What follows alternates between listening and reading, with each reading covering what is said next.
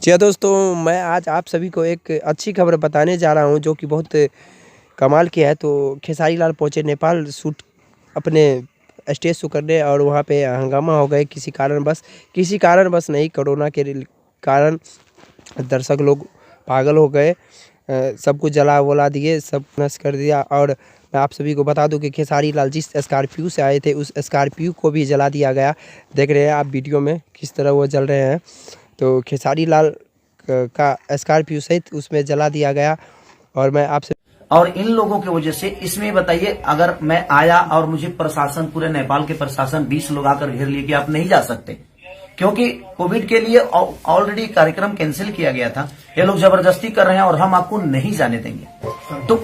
तो कहीं ना कहीं मैं क्या कर सकता हूँ?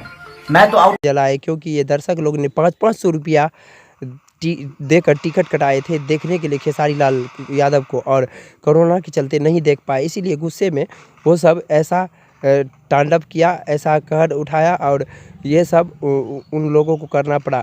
शायद खेसारी लाल के लिए ये सब उन्होंने किया, क्योंकि 500 रुपया देकर उन्होंने अपना टिकट कटाया था ना, इसीलिए।